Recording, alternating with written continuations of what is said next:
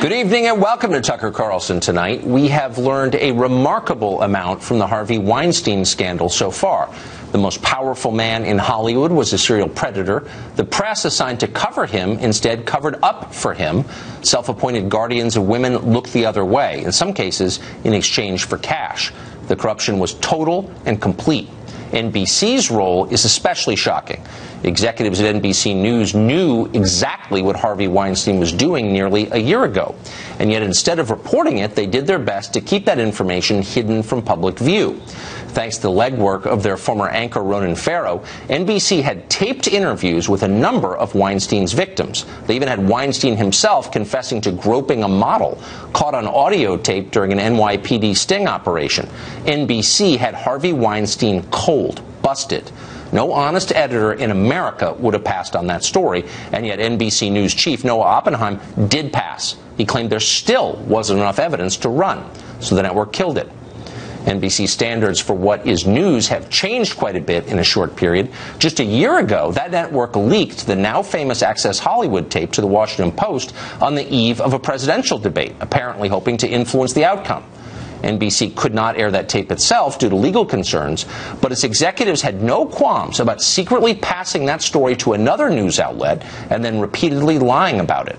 Noah Oppenheim may have been at the center of that scandal as well. David Fahrenthold, the Washington Post reporter who somehow wound up with the Access Hollywood tape, was Noah Oppenheim's classmate in college at Harvard. They worked together on the school newspaper. Reportedly, they were friends. Now, NBC News executives have never explained how that tape, which was their company's proprietary property, got from NBC's offices to David Fahrenthold at the Washington Post. And they're still not saying. But you wouldn't be crazy to connect the dots. And by the way, and it may or may not be relevant, Noah Oppenheim was a groomsman in Chelsea Clinton's wedding. By the way, NBC called us within the past hour denying Noah Oppenheim leaked that tape. Take that for what you will. But NBC is not the only discredited figure in this saga.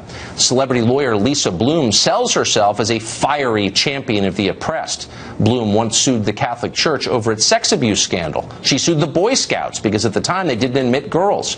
She represented one of Bill Cosby's accusers and 3 women who said Bill O'Reilly sexually harassed them. She's on television all the time, the Al Sharpton of the feminist movement. Yet in the case of Harvey Weinstein, Lisa Bloom took the side of the predator over the prey, likely because the price was right. In the original New York Times piece exposing Weinstein's behavior, Bloom appears as Weinstein's attorney, advisor, confidant, explainer-in-chief. She tried to explain away his behavior as the fumblings of a confused relic from an earlier age. In her words, an old dinosaur learning new ways. According to Lisa Bloom, Weinstein didn't realize that groping terrified women might be perceived as, quote, intimidating. Well, within days, the public outcry over Weinstein's crimes became so intense that Lisa Bloom, sensing diminishing returns, fled the scene. She began denouncing Weinstein herself. She really had no idea how bad Harvey was, she said. Right. But now new reports indicate that Lisa Bloom's PR campaign for Harvey Weinstein may have gone well beyond spin into something much darker. In a Facebook post over the weekend, actress Rose McGowan, who says Harvey Weinstein raped her, accused Lisa Bloom of something approaching bribery. McGowan says Bloom contacted her and offered secret payments if she would recant and declare Harvey Weinstein a changed man. Lisa Bloom denies this. Are her denials believable? We'll let you decide. But before you do decide, consider a long and well-sourced piece in the Columbia Journalism Review this weekend accuses Lisa Bloom of similar behavior in yet another sexual harassment case. This is of an Amazon Entertainment executive recently fired for propositioning a colleague. As in the case of Harvey Weinstein, Lisa Bloom was paid to provide moral cover for a man accused of predatory misdeeds against women. His career in jeopardy, he hired Lisa Bloom to explain away his problems. And because she's precisely that kind of feminist for hire, Lisa Bloom took the job. Joining us now, radio talk show host Mark Simone. Mark, thanks for joining us tonight. So there are reports that Lisa Bloom had a business relationship with Harvey Weinstein that went beyond your lawyer-client relationship, that he was working to develop a project based on a book she wrote. Have you heard any indication she plans to give that money back Well, it's like, remember Hillary Clinton said when asked about giving the donation back, she said there's nobody to give it back to. So she may use the same excuse.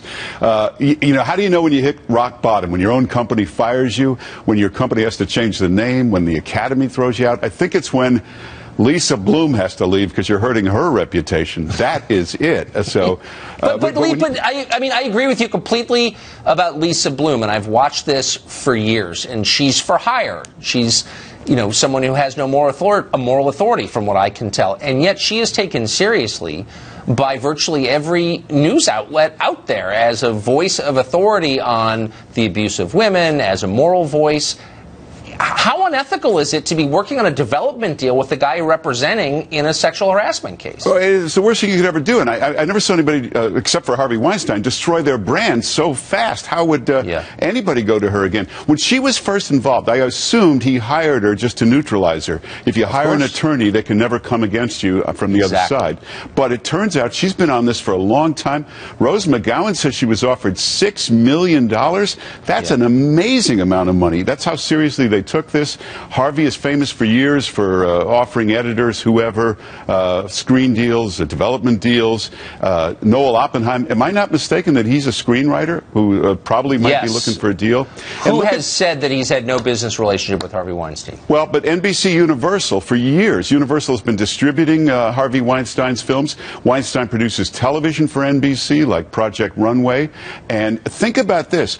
They ran 1,000 Trump stories based on anonymous sources. Ronan Farrow came in with a police report, police audio, 3 witnesses on camera, and they said, you haven't nailed it down yet. And I mean, the double standard is ridiculous. So here's what I don't understand. NBC has never explained how its property, the Access Hollywood tape, which was shot more than a decade before, wound up moving from NBC's offices to the Washington Post. They've never explained. They're going to do an investigation. We don't know the answer. Last month, you saw one of the anchors on MSNBC said some unattractive things in a commercial break. The tape was leaked. NBC immediately found the producer responsible for leaking it and fired him. Why can't they find out how that tape got from their offices to the Washington Post? Well, it's being run kind of the same as O.J.'s hunt for the real killers. It's not got a lot of manpower in this investigation, but they'll never let up until they find it. It's not an all-hands-on-deck situation, is it? Mark Simone, No. Thank you for that summary. Good to see you. Thanks. The personal implications of the Weinstein scandal are bad enough, but the business implications continue to grow as well. Tomorrow, the Weinstein Company is holding a board meeting, and there's increasing evidence the company is in danger of outright collapse. For the latest on that, we're joined by Deadline.com's Dominic Patton, who's been on top of every detail in the story from day one. Dominic, what do you know? Well, I mean, Tucker, what we're going to see happen tomorrow, let's jump back a little bit to a couple of hours today. After being kicked out of the Movie Academy on the weekend, the people behind the Oscars, Harvey Weinstein today was essentially the first step of being kicked out of the Producers Guild of America, which for an Oscar-winning producer is basically kicked to the curb. Now, he has 10 days to respond, plea his case, but honestly, with this board meeting that's happening tomorrow in New York City, which he will be phoning in from rehab, which I'm sure is quite nice, and his heavyweight lawyer, Hollywood lawyer Patty Glazer will be representing him. They're really going to go to war about was he correctly terminated from the Weinstein Company on October 8th. And that was, of course, 3 days after the New York Times expose came out and just before the New Yorker expose came out. So there have been a number of reports that all of this it grew out of an internecine battle between Harvey Weinstein and his brother Bob. Are those reports accurate, do you know? Well, I would say that those reports, I mean, look, that Bob Weinstein has essentially said that he and his brother divorced about 5 years ago. Bob went to run Dimension Films, which is actually a very profitable arm of the Weinstein Company. But here's what's interesting. There's been lots of talk about is it for sale, is it not for sale? Bob Weinstein put out a statement late last week saying it's not for sale. Today, Colony Capital, the people who are, it's run by Tom Barrack, a good friend of the president's actually. Colony Capital said they are injecting a ton of cash into the Weinstein Company, and we hear they're looking at buying up some of the assets for basically what would be a fire sale. Very similar to what they did to Bob and Harvey's previous company, Miramax, back in 2010. Now, here's the other thing to add to that. You take with that, this meeting, Harvey owns 23% of the Weinstein Company. So what I really think is going to happen tomorrow in this meeting that he'll be phoning into is they're either going to determine whether or not he's going to get a payout or whether or not he's going to try to rethrone himself. The thing is, what is there to come back to, and what is there worth coming back to? Colony Capital could be the ones holding all the cards here if they decide that they want to grab the Weinstein Company assets and try the best they can with what's remaining for what's essentially a crippled company. Yeah, I mean, I'm no branding expert, but it strikes me as unlikely it remains the Weinstein Company for long, right? What?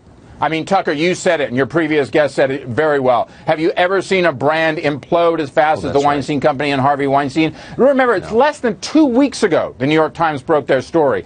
Just over a week ago that we got the story from the New Yorker. Dozens and dozens of women. You talked about Lisa Bloom and Rose McGowan. There, of course, is Ashley Judd. The likes of Gwyneth Paltrow, Angelina Jolie have come out. This is evolving and evolving. And I'll tell you something else that your viewers might be interested in. We've already seen the Movie Academy. We've already seen the Producers Guild. We're here talked that the TV Academy, because, of course, Weinstein produced a lot of shows like Project Runway, that they, too, are now seriously looking into tossing him out. So, really, he's a producer without a home, a producer without a company, and a reputation that's in the toilet. Nicely put. Dominic, thank you for that update. Appreciate it. Thank you, Tucker. Harvey Weinstein gave hundreds of thousands of dollars to politicians and to the Clinton Foundation over the years. In a statement today, the Clinton Foundation announced that it is not returning the money. It's refusing, saying that money was spent a long time ago on what it called, apparently without irony, charitable efforts. It's not the only time Weinstein has given big to the Clinton family. Almost 20 years ago, Weinstein was one of only a handful of people who donated the maximum to Bill Clinton's legal defense fund during the Monica Lewinsky impeachment scandal. Peter Schweitzer, well situated to comment. He wrote the book Clinton Cash, and he joins us tonight.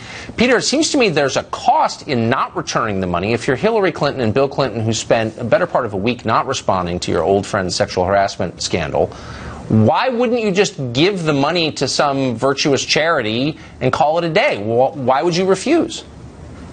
That's a great question, Tucker. I mean, look, they're kind of in a pickle, the Clintons. This is not a relationship with a celebrity or a Hollywood person that was sort of a flash in the pan. As you pointed out, they've known each other. They've had financial connections going on for 20 years. And Weinstein, had an interview with Bill Clinton in 2012 on CNN in which he talks about the fact that they're friends and that he considered Bill Clinton a mentor. Weinstein is not what you'd call a modest person. So if he's saying that, he probably really means it. So the Clintons are in a tough spot. But, that said, there really is no other choice other than for them to give this donation to someone else. I'm not buying that this was spent well to help other people. There was an internal review done of the Clinton Foundation that Chelsea Clinton ordered. They asked Clinton employees of the foundation to rate the effectiveness of the charity on a scale from 1 to 10. The average score was a 4. Some of them gave it a 1. So Clinton Foundation employees don't consider the foundation very effective, and we know that money was probably not spent in a very effective way. Yeah, and those were not right-wing partisans, presumably. I mean, my understanding was the Clinton Foundation doesn't do a lot of actual helping of people. It convenes conferences where rich people gather to talk about helping people.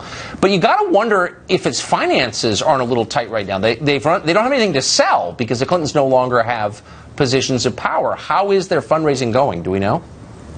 Well, it's not going great based on public reports. They had, two arms of this, the Clinton Foundation and then, of course, the Clinton Global Initiative, CGI. Right. CGI shut down after the 2016 election. It no longer exists. And that was really the central marketplace for influence peddling. Clinton Foundation's tried to position itself in a different way. They tried to amass an endowment over the last couple of years, so they've probably got $150 million parked away, so they could certainly give this money to someone else. They have it.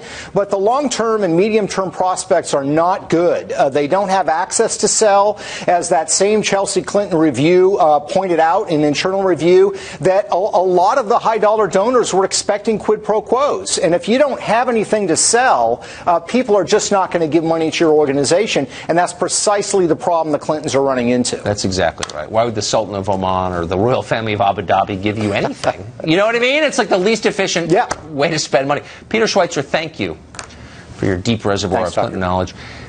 Well, there are new mysteries in the Las Vegas investigation, a lot of them. Geraldo Rivera joining us next with the latest.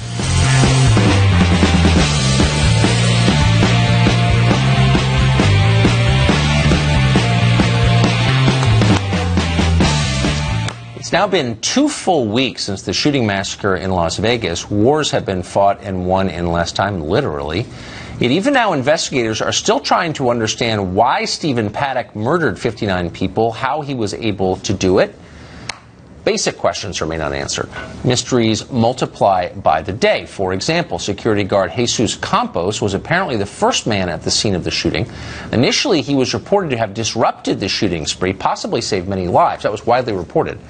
Then it emerged that Campos was actually the first victim of the attack and was shot, or perhaps wounded by a ricochet, even that's not clear, before Paddock targeted the concert-goers. That's the case under the current timeline anyway, which could end up changing again. We don't know for sure, partly because we can't talk to Campos because he's disappeared. He scheduled an appearance on Hannity and a couple of other news programs late last week, then didn't show up. A union representative says he may have checked into a walk-in health clinic instead. Every walk-in health clinic contacted in Las Vegas said, "We've never heard of this man. Now he's gone. Where is he? Nobody knows." Most people don't seem to care, which may be even weirder. For the latest developments, Fox correspondent Geraldo Rivera, who's covered an awful lot of stories like this, joins us tonight. Geraldo, it's almost not even obvious where to begin, but let's just start with Campos. It's not clear to me whether he was shot or wounded by a ricochet, not that it matters, but it's another example of the bad reporting that has clouded the facts of this case from the beginning. But the fact that we don't know where he is strikes me as very odd. Well, I think that in the Campos situation, I would submit that it is probably a function of his employer, the Mandalay Bay Resort, that is keeping him out of contact with the outside world for fear of incurring civil liability. Right. If it can be shown that as a security guard or the security apparatus within the hotel generally failed to prevent this awful tragedy, and is there any liability on the hotel's part? And I think that timing will play a role in that. But the bigger picture Wait, but let me just say, I would agree with you there, except for the union rep, who you'd think Campos would talk to as much as he would talk to his employer, has said, we're actively searching for the guy, and it is the union. Unions are strong in Las Vegas still, as you know. He says we have no idea where this guy is. It's a little strange. Well, I think that what the tone of your voice implies is that you are skeptical of the official accounts of what happened that I honestly don't know what to think. Night. I mean, I'm skeptical of everything, but I'm sincerely confused. I don't have a secret theory that I'm pushing. But there are two things. There is the lack of an obvious motive. Why did this Stephen Paddock, a 64-year-old millionaire by all accounts, why did he suddenly become this evil killing machine? So there's no motive. I've heard he was ISIS, he was Antifa, he was the Illuminati, he was a satanic blood cultist. So that the lack of motive plus the confused timeline allows us to ponder, and as talk radio and the conspiracy theorists get their hands on it, it becomes a lot like, in a sense, although the crimes are obviously so very different, it becomes like the Kennedy assassination in the sense that we have evidence that seemingly contradicts the official account, therefore we're skeptical, there are dark forces at work here, playing with the facts and the circumstances to make a political goal. This is a false flag operation to bring on gun control, etc., etc. I think, I just tell you what I think, and you, I thank you for crediting me with my deep experience in these kinds of crimes. I think that because of the enormity of this act and the murders committed and the extraordinary circumstance of the 32nd floor of the hotel becoming the sniper's nest where they could rain down death and destruction on so many just average, normal, ordinary Americans, we run wild. We don't want it to be the banality of a simple, horrible, evil creature like Lee Harvey Oswald. That's not true. Here's what we don't want. We don't want to believe that our authorities are incompetent. And I don't want to believe that. People come to this country precisely because they think our authorities are competent. And our justice system is on the level, and our law enforcement knows what it's doing. I think they're revealing themselves. Look, they left his house unguarded. This Campos guy, I'm not suggesting he did anything wrong. I am suggesting if you want to get the timeline right, you better talk to him. The authorities don't seem to know where he is. They revised the basic facts of the timeline like 3 times. Why should I have faith in their account? Well, Why doubt someone like Lombardo, the sheriff, who seems such a straight shooter to me? No one No one has ever dealt with a crime of this magnitude. This is the worst mass murder ever in American history. And it's suddenly thrust on the Las Vegas sheriff to lead the investigation. Now, he's got all the feds and the state guys and everyone's behind him, and it's all coming to this fulcrum, this sheriff. So, I mean, I think he's just out of his depth in the sense that he's a sincere, honest person, but he just doesn't give me the vibe. Well, look, I'm not saying he's a bad person, and I'm not saying he's lying. It's never even crossed my mind. I don't think he has some weird agenda. I just think he seems like he doesn't know what he's doing, and that rocks my faith. And by the way, it leaves space for the conspiracy people, because, like, if the official account isn't credible, you know, conspiracy theories fill the void. That's my view. I think the official account is credible. I think there was great confusion. Right. I think that with Jesus Campos particularly, no one knew exactly when he got wounded. They didn't have the transcripts of the radio communications. It's not clear at what point after he went on his walkie-talkie and said, call the cops, there's a shooter up here. How long did it take them to actually dial 911? How long did it take for the deputies? And because the carnage is so awful. Right. No, I get it. It's bad, so but bad. We want it to be the commies. We want it to be the aliens. Well, we don't know what it is. Thanks to them. Anyway, thank you, Geraldo. Thanks for joining us. Stephen Pollack. You're right. Up next, new immigration numbers prove America is changing faster than you thought it was. We'll have those numbers for you after the break. The makeup of this country is changing rapidly in the face of massive immigration over the past 50 years. How quickly is it changing? Well, a new report from the Center for Immigration Studies finds that as of last year, America contains 43.7 million immigrants. That's an increase of nearly 13 million since the year 2000. Since 2000, you remember 2000, not that long ago, 13 million new immigrants. Immigrants are now 13.5% of the population. That's the highest figure in more than a century. You may like it, you may dislike it, but it's a big deal. Stephen Camarata, Director of Research at the Center for Immigration Studies, he wrote that new report, and he joins us now. The first question is an obvious one, which is, no matter where you are on immigration, this is a massive deal. It's changing the country at the most basic level, and yet I don't ever see this reported anywhere. Why is that? Yeah, it's a great question. Look, I mean, most of this immigration is legal. And remember, it's not the weather. It's something we can control. The immigrant population, you just ran through some of the numbers. Let me give you maybe with some more. The immigrant population has doubled since 1990, tripled since 1980, and quadrupled since 1970. Again, it's mostly legal. Illegal is in there, too, but it's mostly legal immigration. And we don't have the kind of national debate about this that we probably should. The impact is enormous. Let me just give you one. 1/3 of all the children in poverty today in America live in an immigrant household. About half of immigrant households receive some form of welfare. But again, we're not getting much discussion. All we ever get is, well, we have illegal immigration. Should we amnesty them? Should we not? But the bigger question of what number of people can we assimilate and what makes sense for our country is seldom ever asked. And even more rarely asked is, what does the public want? It's their country. It belongs to American citizens. I don't see them being notified about this. Right. In general, surveys show that the public likes the immigrants that they know, but they mostly think that the level is too high and that a lower level would help with incorporation of the immigrants, assimilation, and so forth. And I think so the public, on the one hand, likes the individuals but wants less immigration. But there are very few politicians who actually articulate that point of view. That's how I feel personally. I've met very few immigrants I don't like. They're mostly great. But that doesn't mean that the policy itself makes sense. Quickly, what does this mean for our population going forward? Yeah, very roughly, over the next 50 years, immigration is going to add maybe 100 or 105 million new people above what it would otherwise be without immigration. So that's roughly equal to 100 million? Yeah, a little over 100 million. So that's roughly equal to the population of Great Britain and Canada together. All the projections show it. Census, Pew, my own, everybody kind of agrees about 100 million. So out of a country of 320, that's a totally different country.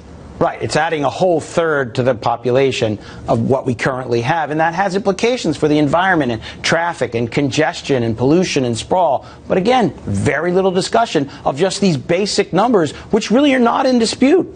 No discussion. I mean, none that I ever hear. That's weird. You don't see it. Stephen, thank you for that. I appreciate it. Sure. Nice to have some facts. Well, for reaction to these new numbers, we're joined now by Fox analyst and co-host of The Five, our old friend Juan Williams. Juan, thanks for joining us. My pleasure. So I think Stephen Camarota summed it up well when he said, of the American public, most people really like immigrants. That's certainly how I feel. Yeah. I mean, I don't think I've ever met one I didn't like, actually. They're hard workers. They kind of buy into America. They're great. But the macro question remains unanswered, which is, what's the effect on the population here? You can't switch out your population to this degree and not have some kind of social volatility. Why does the average person not get to weigh in on this very often, do you think? Well, I think we do get to weigh in. I remember you go back to 1965, they had a change in terms of the Immigration Act that changed the premise of it, and I think made it more about family reunification, bringing families together. And then you have the argument in the current context, I think especially after last year's campaign, Tucker, where there's sort of a populist tribal instinct that says, wait a second, these people are coming in and it's a zero-sum game. They may be taking jobs, they may be driving wages down, but what we've seen from studies is that long-term, in fact, they generate economic activity, create jobs, and then you have people held up like, Sergey Brin at Google, or remember Steve Jobs That's not at a Apple. serious economic point. I mean, nobody argues with real data that our current immigration policy is a net boon to the economy. Oh, yeah, they do. If it were, California wouldn't have, with the most immigrants in the country, the most people in poverty, which it now does. California is far poorer than it was when I grew up there, and there's only one reason: immigration. So that's not really a point. No, wait a second. I'm interested in hearing you on this, because California, first of all, their economy is doing pretty good. You said a high level of people who are impoverished, and they have a very high immigrant population. As you just heard from Stephen, a high percentage of children in our country who live in poverty are in immigrant families. That means they're at the lowest level of income. They're competing at the lowest level. Exactly. And they're doing everything they can to get a foothold in our society. It doesn't mean that it's a negative in terms of the American economy, though. Right. Well, that's, I don't think you're making the point with respect, but let me ask you a bigger question here. So we're at a moment, and every survey shows it, of total division within our society. People have less in common with each other than they've ever had. Yeah. We're asking basic questions like, what ties us all together? Why are we all in this together?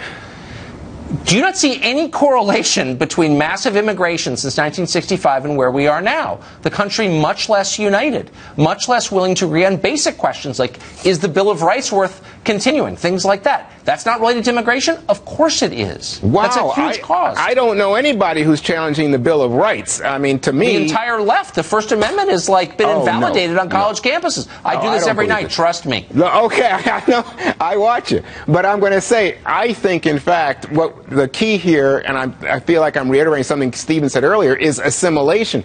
Do you share American values? Do you believe, in God-given rights and democracy and representation and law and order? That's the key. But it's not about, at this point, a sort of tribal fight between native-born Americans and immigrants. So if we're trying to tell immigrants that law and order is a core American value, which it is a core Western value, what is the message we send with, say, sanctuary cities or the Dreamers? Aren't we telling them in the clearest possible terms that when it's politically inexpedient, we ignore the law? That's exactly the message we're sending to our newest immigrants. You have a right to be here illegally. That's what the left is telling them every day. That's the law and order you hope to inculcate in our immigrant population? Well, I don't see it as the left. I'm listening to you because when I hear from the Chamber of Commerce, when I hear from the Sheriff's Association... they're for it too, you're right. Oh, so that's who I'm here. That's not the left, right. Tucker. That's not the left. That's a fair point, and a point that I often make on the show. Business interests and the radical social left are aligned on this. But when Nancy Pelosi congratulates Dreamers for coming here illegally and says, thank you for breaking the law that the Congress, which she's in, passed, does that send a law and order message, do you think, to immigrants? No, but the key here is, and I think this is the reason the sheriffs are on it, say, we want law and order, we want you to talk to police, cooperate with police, respect the police, so we don't want you to see us as coming at, so that's a larger conversation. But my point to you is assimilation is absolutely central to bringing immigrants in if this is going to be successful. So far, look at where the Wall Street is right now. Look at our economy. Our economy is not suffering because of immigrants. No, and in fact, immigrants are a massive boon for the affluent. I mean, it's cheap household labor. That's why they love it. They love it. No one loves it more than rich people. It's just the middle class getting shafted, as you know. Juan, thank you for joining us. My pleasure. Well, has radicalization on the left created a permanent culture war? Our next guest says, yes, it has, and that's the whole point. Stay tuned.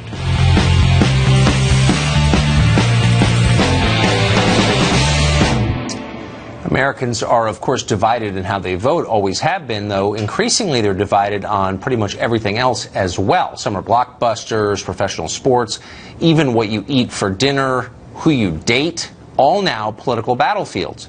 Writing over at The Federalist, John Daniel Davidson says both sides of the political divide are radicalizing, but the radicalization on the left is more dangerous, more prone to violence, more likely to cause a culture war that is, quote, going to encompass everything, and that will never end. John Daniel Davidson joins us tonight.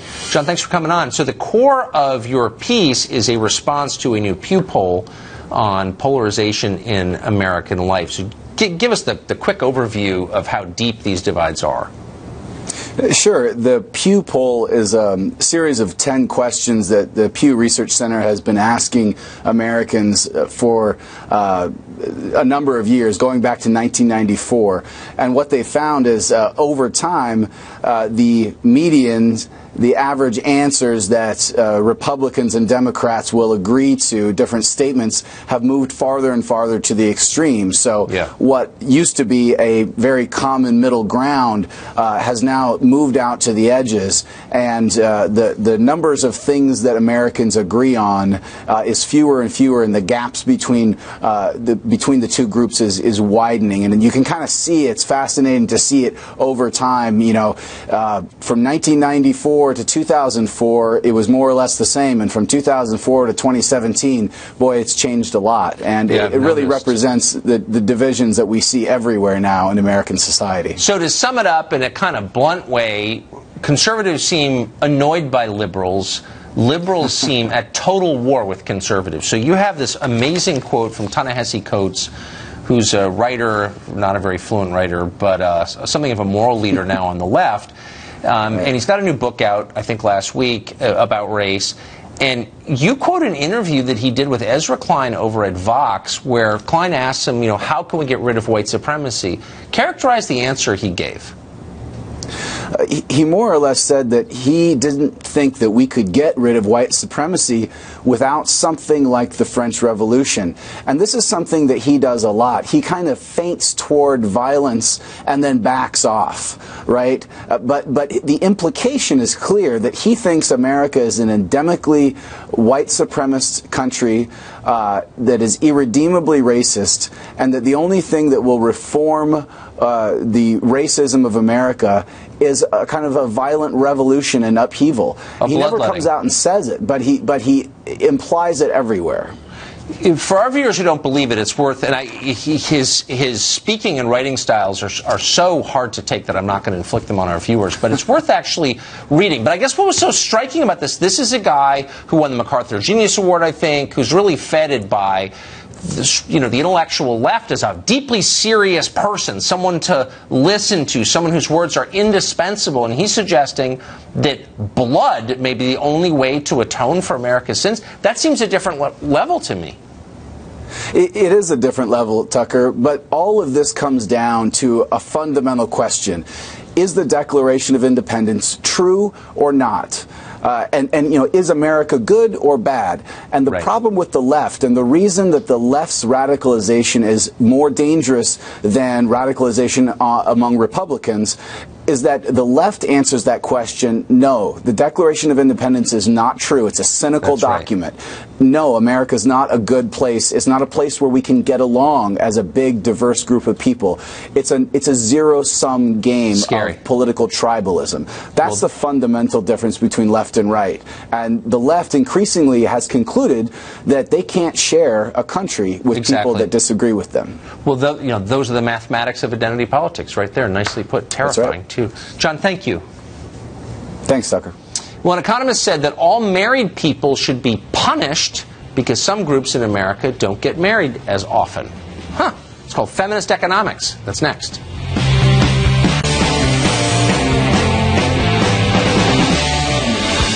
Well, there are thousands and thousands of economists out there, not all of them competent, so of course there are just about as many economic schools. Keynesianism, Marxism, neoliberalism, the Austrian school. Now we have something called feminist economics. Studies have shown that marriage is one of this country's most potent anti-poverty weapons, so it's not surprising the government encourages marriage with various benefits, including those emanating from the tax code. It's been that way for a long time. But Michelle Holder, an assistant professor at economics at John Jay College in New York City, says those benefits ought to be abolished because certain groups have low marriage rates, and it's wrong to express preference for something not shared across the board. Michelle Juando is vice president of legal progress at the Center for American Progress, and she joins us today. Michelle, it's great to see you. Hi, Tucker. Thanks for having me. So feminist economics, I've never heard of that. I didn't know that feminism could be applied to science. Is there, like, feminist thermodynamics? Is there a feminist view of gravity? Like, what does feminism have to do with this? Sure there is. I mean, essentially really? What we are thinking about is how do we put different views in place, right? And so we talk about economics, but we don't often think about all of the views that should be represented. And actually at our event, what we were really trying to think about is, are we meeting the needs of all families today? Okay, but you're not suggesting that, like, the actual, I mean, economics is not, I'm joking, it's not real science. It's like made up, it's like psychology. A lot of it's just totally made up. But you're not suggesting that feminism could be applied to the hard feminist biology. Is there a feminist theory of gravity that's different? I think we're focusing on kind of the term as opposed to really looking at the issues. Yeah, no, that's fine. So the question of marriage, I mean, I don't really think anyone disputes that when people are married, they're far less likely to be in poverty. In fact, it's the single most consistent marker for being in poverty is a broken family. So why would you in any way want to encourage that? So I think marriage is great. I've been married to my very good-looking husband for 11 years, and I hope we have 50 more. But I think what we are really trying to look at is, are we doing the things necessary? Do we have policies to support all families? The reality is there are about 8 million grandparents in this country today who are raising or helping with their grandchildren under the age of 18. We have about 26% of families are led by single mothers who are raising children. And do we have policies to support all families? Let me ask you a question. Do you see that as good or bad? If a quarter of all families are led by single mothers, I think an honesty policymaker would say that's a disaster. That's the beginning of the end of our society, and it has really obvious consequences like higher imprisonment rates, lower high school graduation rates, more malnutrition, more poverty. Those are really kind of beyond debate. So when you see that number, does it make you sad, or do you think that's okay? Well, what I think is that we don't look at the reality of how families are composed today. So let's think about this. 64% of mothers are breadwinners, okay? About 42% are the sole or primary. But yet we don't have policies in place like paid family medical leave or adequate child care. So how are we really talking about caring about families if we don't look at all of the needs of families? By the way, I'm not in any way for excluding anybody or being mean to people and neither or judging them. Right. But as a matter of social policy, which is what we're talking about, and the tax code is part of our social policy. Correct. Can we start it on the same baseline? Can we acknowledge that when the majority of kids in a community are born out of wedlock, that is an unequivocal disaster? That's not good in any way. Well, I think what we should. Do you agree with that? What we should say is that all families deserve to have support. Right. Okay. Right? No, but that's a bumper sticker. Let's get to the core issue, which is something that wasn't the case 50 years ago. In many communities, the majority of children, not just black communities, a lot of white communities in poor areas, the majority of kids are born out of wedlock. That is a disaster. Can you say that with me? So what I can say is that all families deserve to have. But why wouldn't you? Why wouldn't you say that? Since we know that single parenthood leads to these terrible outcomes, why wouldn't you say it was bad? You can look at Ben Carson, who is your HUD secretary, and he would say that I grew up in a single parent household for part of my childhood. Look, no, but over time, I think the fact is, if we have policies not an answer that speak to all of our needs, no, it isn't. You're dodging it because okay, Tucker. Let's say this. Is it preferable? Are we prepared to say that we want to support all families or not? No, are we prepared to stop with the bumper stickers and the slogans and that we should support all families? But what you're doing is being a hack and giving me a fake answer. Support all families. What I'm saying is the reality of where we were 50 years ago is not where we are today. Do you think? So if we are thinking about grandparents, all right, I give up. I give up. Don't give up. This is why nobody takes the left seriously, because this is an actual issue that cuts across races. It cuts across the whole country. Exactly. And it's a disaster. This is not a partisan idea. But you don't admit it's a disaster this president because they vote and Democrat. his daughter saying we have to do something about it. Well, they're wrong. We agree. They're wrong we if agree. they don't see this as a disaster. They're wrong that we should do Trump something and his about daughter are wrong if they don't see single parenthood on the scale we see it now as a social disaster, because it is. Tucker, I think we need to say that faith without works. They said it in James. We need to make sure that we're protecting and taking care of all families. Let's do that. As you know. Michelle, thank you. Thank you. Up next, we have a piece of tape that we were going to wait till Friday to show you, but it was too great. People often say Fox is the strongest name in news. There's another contender for that title. Stay with us, please.